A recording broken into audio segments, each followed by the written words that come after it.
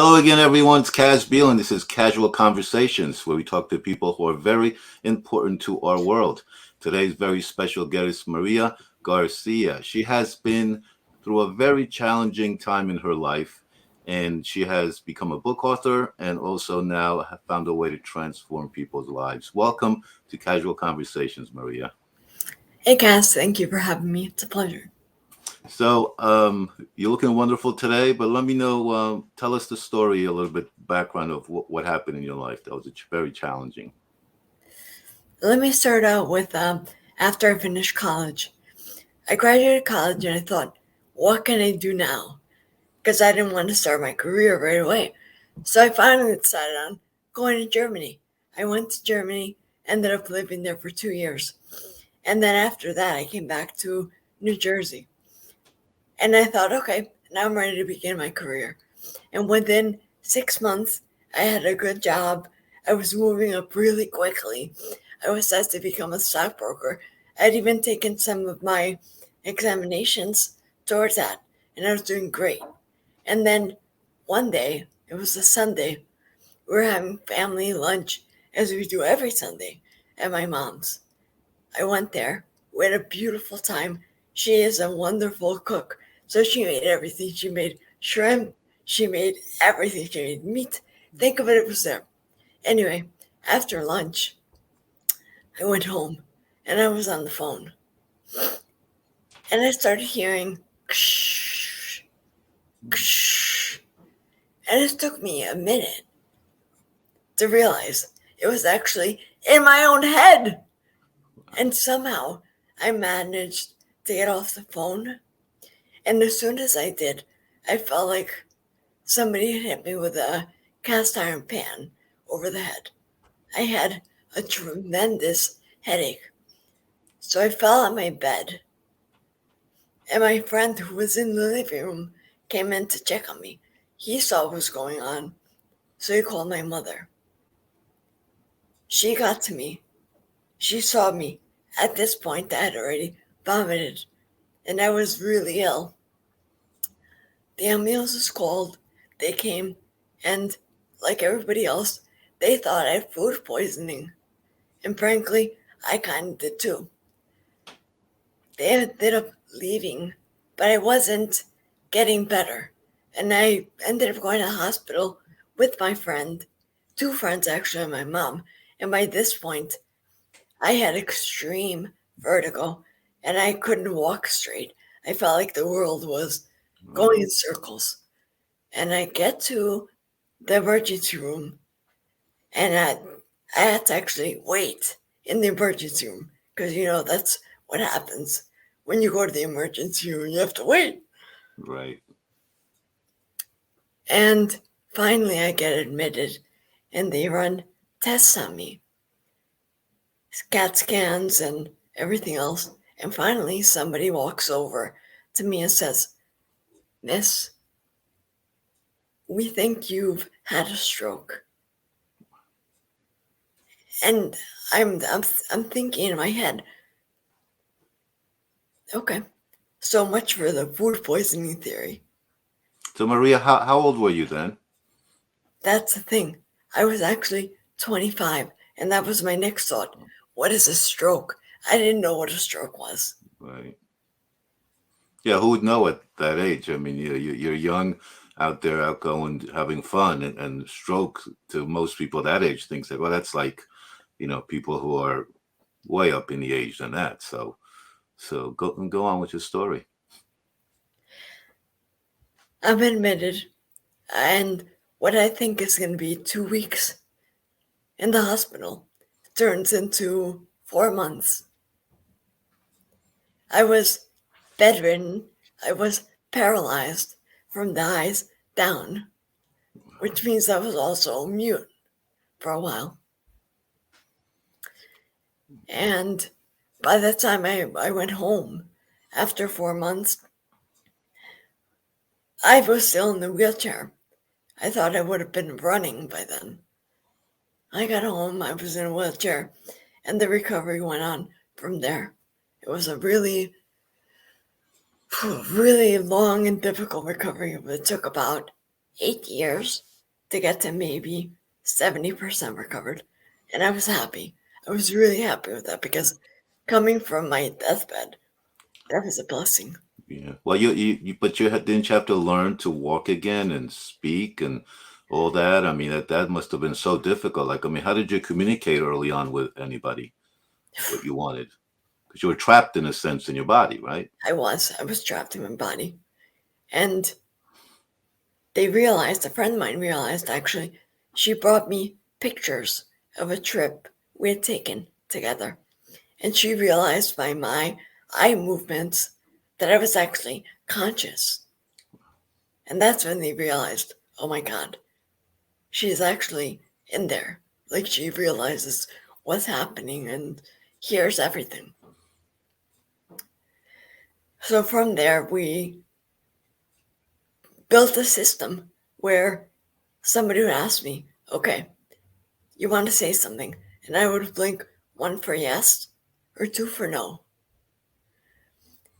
Then they would say, okay, the first letter, does it begin from A to M or N to Z? And I would blink once for A to M, twice for M to Z. And that's how I would spell things out. Wow.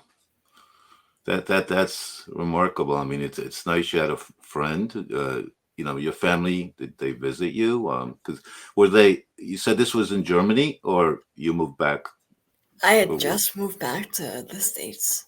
oh, okay. So you were actually in the United States, because that would have been really, really much worse if you were in another country and you're trying to deal with situation of family members and all that. And so you said it took 8 years to completely kind of get back to where was your life was somewhat back to normal, as best as you Somewhat can back to say, normal is the as best as you could say, but well, much better than what it was. So, but it's sort of like amazing miracle that you're able to transform yourself back into that. And you know, so tell me about now. How the book. What else happened after that? I guess I don't want to go too far into the book and everything yet, but tell me, the progression. It's such a wonderful story. When I got home after the hospital and I was in that wheelchair, the wheelchair didn't fit through any of my doorways. And that's when I graduated to using a walker. I Mhm. could barely use it, but that's what I had to do. And they say necessity is the mother of all learning. Well, it really is. Yeah. And then at this point, I started to lose hope because I thought I'd be running by now. I thought everything would be okay. And I didn't realize that what a slow process this was. And I was in a deep, deep depression. Hmm. And it was thanks to my family that I made the recovery I did and that I'm even here. Because if it were not for them, none of this would have been possible. I mean, they held on to hope when I had none left. And these are just some of the things they did for me. When I was first at the hospital, my brother Roman and my parents, they actually created shifts so somebody would be with me at the hospital 24 hours a day. Wow. It's so great that you had a family who were devoted enough to take shifts and take care of you. And, I'm sure they had their own lives they had to lead and make a living and everything, but that, you're so lucky to be able to have that. And you can go to genuinelymaria.com, and there's a short version of what we are talking about there, her story. But tell me about the transformation and the book pretty much at this point, how you got into writing a book about your experience. I had a life coach at the time, Hmm. and he suggested I write a book. And I'm thinking to myself, no freaking way, I'm not writing a book. And he says, sure, you can write a book, just write an hour a day. And I'm thinking, there's no way I'm doing this. But then he suggested, well, why don't you write 20 minutes a day? And I thought, I can do that. I can do that. And that's how I wrote my book. And it was so, so cathartic. So I didn't even write it for a greater audience. It was basically just, it was like my own journal, you know? Mhm. And it Well, was real. show us the book. Show us the book. I'm sure you have the cut. Let's see what it I looks do. like. Then. I do. Hold it up there. There you go. Breaking into the light. Yes. That's awesome. So is there a significance to that plant flower we have on there on the cover, or you just kind of represents a new beginning, or what do you see that? I thought it was symbolic because it's a flower growing through concrete. Hmm. No, And that I, makes sense. That makes yeah, sense. What you just described. I mean, you were basically under a concrete, and you were able to break through that. It's amazing when you sometimes you see that in real, life experience. You look down and there's this rock or stone, whatever, and this beautiful, colorful flower just appears out of nowhere. Like, how did they find life existence down there to do that? And it's a great right. representation. That's awesome. So, what can people get out of reading your book? What can they? What kind of feeling do they get when they read a book, your book? I think it's very hopeful. I take you with me on my journey, basically. And the feedback I've gotten is that I saw myself in that. And I'm thinking to myself, that's interesting because not many people had a similar experience. And Yeah, yet, so much of the feedback I've gotten was, I saw myself in that. And I thought, yeah, wow. And I think it brings people hope yeah. that you can do it, whatever you're going through. Yeah, well, hope is one thing that we need a lot of in this world. I mean, there's so many things going on now, but also in the past and everything. So, it's I'm so amazing that little sign showed up for you because in the hospital that there's someone in there. Your family members, your friends, being able to stay with you on this journey. And I mean, what would you like to say to them from your experience, your feelings about them, back to them about how helpful they were to you? Well, if you've ever taken your family for granted, like I used to, like I did, you might want to rethink your relationships and what's really important in your lives. Right? No, there's people, friends like that. Sometimes it's adversities that you find out how good your friends are and your family members are. Everyone has their own life and craziness, and I got to do this, I got to do that. But when something like this happens, it's the world has to stop, and people have to look at each other in a different way. And it's a true experience. So, what do we go into Wild Fit now, and tell me how that's helping to transform your life, to improve your life, and how it'll help others as well. Okay, let me tell you how I got to Wildfit. I was doing something on YouTube when all of a sudden I saw a commercial for Wildfit, and it's all about resetting your relationship with food. It's a nutrition thing. Mhm. And I thought to myself, I don't need that. I'm already a vegetarian and I've been playing with my diet for a number of years. Mhm. So I don't need it. But something kept nudging me forward and telling me, go for it. It was like an intuitive something. And then I just thought to myself, okay, I'll enroll and I'm just going to learn something new about a subject I'm already passionate about, something I already like. I enrolled. 3 months later, I had your typical wins, which are I was the weight I was in high school again. I had much more clarity. My energy was off the charts, and my skin, my nails, my hair, they were better. And I actually became more outspoken. But then the real magic began happening 6 months into living this lifestyle. So, after your experience, I'm sure you were eating healthy and everything, but how did Wild Fit how did you discover that, and how did that help you? I was watching YouTube one day and I saw a commercial for Wildfit. And I thought to myself, I don't need this. I'm already healthy. And compared to the standards of health and the American diet, I was really healthy. And I was working out. I was a vegetarian. And I didn't think anything in me could or would change. But something just nudged me forward. It was like intuition. Hmm. And I enrolled in the program anyway.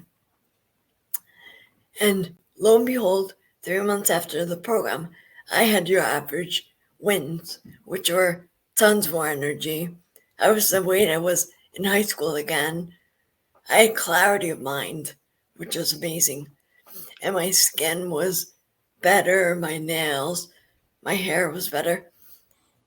But then the magic really began to happen as I continued living this lifestyle and living the principles I had learned. One day, I recorded myself on a video, and I'm watching it back, and I go, "Oh my God, is that really me?" And I could not believe it. I heard my voice, and what had always been Marilyn Monroe, I used to whisper because of the stroke. It was like Hmm. a whisper, like a breathy whisper. All of a sudden, I had bass behind my voice again. Well. And I attribute that to the fact that my vocal cord, at least on the left side, had been paralyzed. And now Hmm. through this program, it got better. And that was I think that was the biggest win of all for me because I had always been really, really hung up about my voice. Hmm. So that was incredible to me. And it went from there. Then one day I went to the doctor and the physician's assistant. She took my blood pressure and she turned to me and says, 120 over 80. And I'm like, what? She says, 120 over 80, it's normal. And I nearly fell out of my chair because I'd never in my life, even before the stroke, had normal blood pressure. It was always 90 over 60, really, really low. And all of a sudden, here it was with normal blood pressure. Well, no, it's so what does that entail? Can you give us a capsulized version of what it is? Is it nutritional, the way you eat, or supplements, or what is entailed with WildFit? The program is all about food and resetting your relationship with food. There are no supplements, nothing to buy Hmm. other than the food you buy at the supermarket. Okay. So, I mean, how do you get that information? I mean, it's a coach. You coach people through that. Yes, Uh, it's a 3 month program, and mhm, we meet twice weekly. mhm. Do you meet in person or you We know? meet on Zoom. Okay, sort of like we're meeting today. Exactly.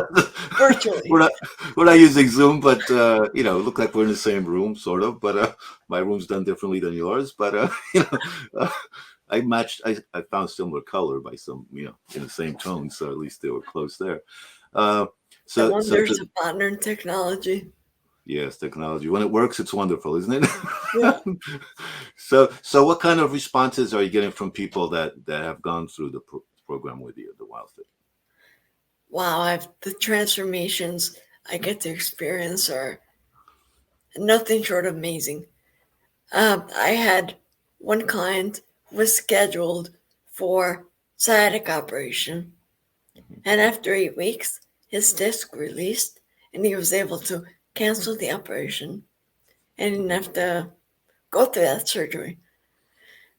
He stopped actually wearing reading glasses, which I couldn't Wow. believe because that's the one time that happened. I had heard of it happening, but it was the only time it happened to one of my clients. Hmm. Also, I have a client, Edith, who is 85 years old, and she had been injecting insulin for 10 years. Maybe 2 months into the program, she no longer injects insulin. Her whole life is transformed. I mean, Maria. So I mean, is a certain type of food, natural food, organic? I mean, like some sort of little clues. I don't want to give out the whole everything that's involved here, but so people get a sense of what it is. Because if you say you just eat what you normally would, sort of, you said, it's just the way you do it. So, like, what are some of the tips you can give right now that will inspire people to contact you and perhaps get involved with the program?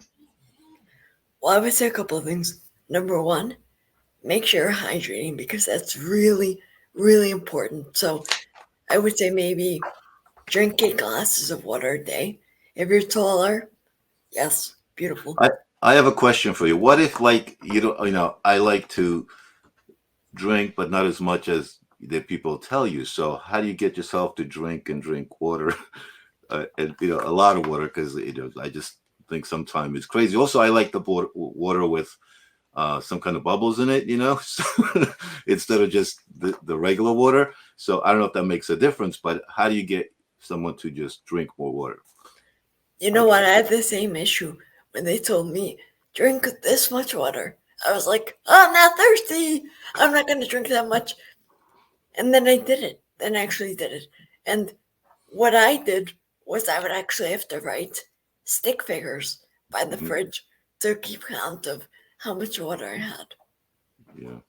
Well, what's cool But is, like, with watches these days, you could set for reminders. it So it's like remind you're doing you, something that says, "Hey, drink water, stand up, walk around." So has those reminders because I do. I go to different places. Also, spend a lot of time editing. So you edit. When you edit, you're concentrating. It's like reading or writing a long time. You don't realize suddenly 2-3 hours went by. But if something suddenly shakes your wrist and you look down, it's a message. Oh, it says drink yeah. water. But how much should you drink? So the notes helped you, you said, to help you drink, reminders, but how much is recommended that you I drink would each say day? 6 glasses of water a day. 6 to 8 glasses. Yep. So 6 times 8 ounces or 12 ounces.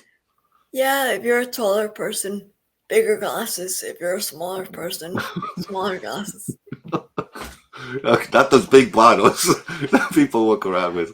Uh, what about the other food? So hydrate, hydrate, hydrate. I know it's one of them. That's really important. That's I'm gonna put this up on the screen because it's supposed to be. We'll recap it later, but I think this is kind of cool because people can see. Just go over that list real quick, so people can.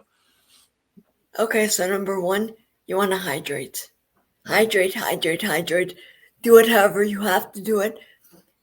Still water is best. If bubbles are going to make you drink the water, then do whatever. But still water is best. And flavor with a little bit of lemon juice if you have to. Just squeeze a few drops in. Number two, as you guys have been hearing from me, your life doesn't have to define who you are. It's what you make of what life throws at you. Make lemonade out of. If your life gives you lemons, make lemonade, right? Yep.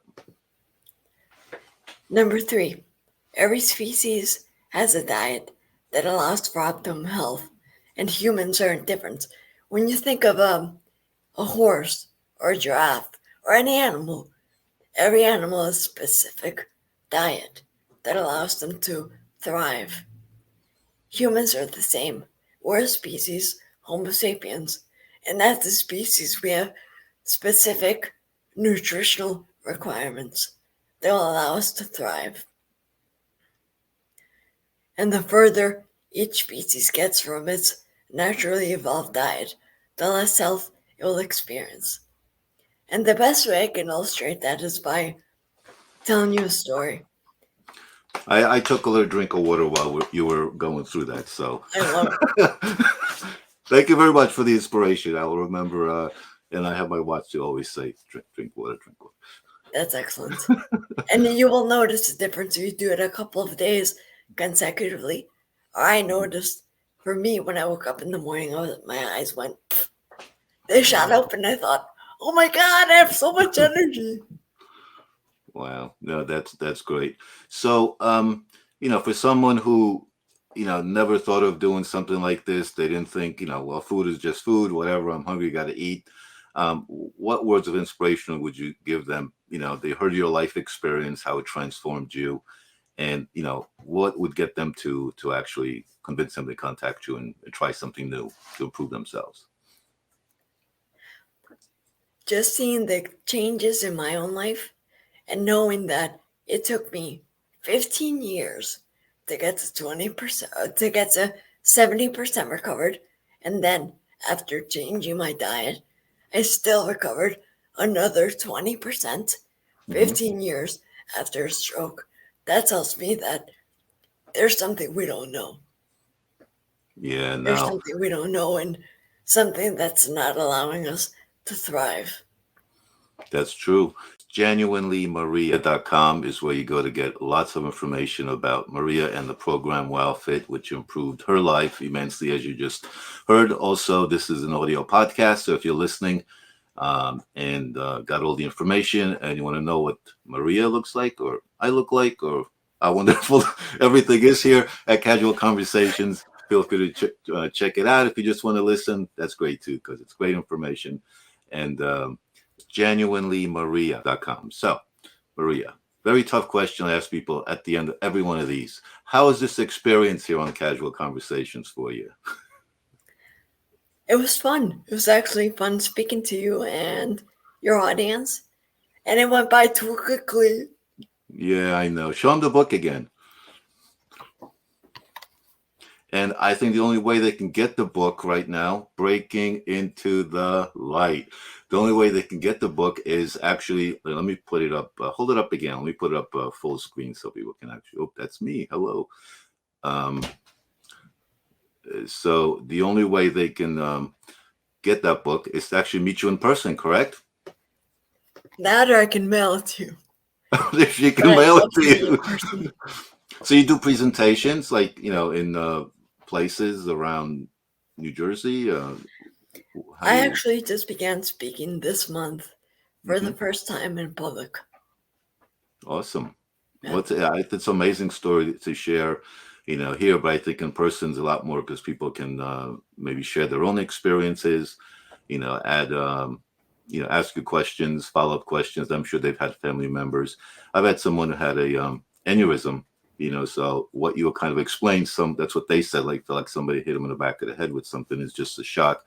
And they have to have the operation, and they're doing well right now. So, but I know a lot of people that didn't have such a good experience with that. But yours is just amazing that it went from you not being able to speak and walk and everything, and you're here. It's thank you for taking the time to share your experience. And final words before we go from you. Go ahead. It's up to you. Yes. I'd love to hear from you. Visit my website, genuinelymaria.com. That's genuinely Maria. And food is not food. What we think of as just I have to eat something because I'm hungry. It's so much deeper than that. It's about the messages your body is getting from the food you're eating. No, it's great.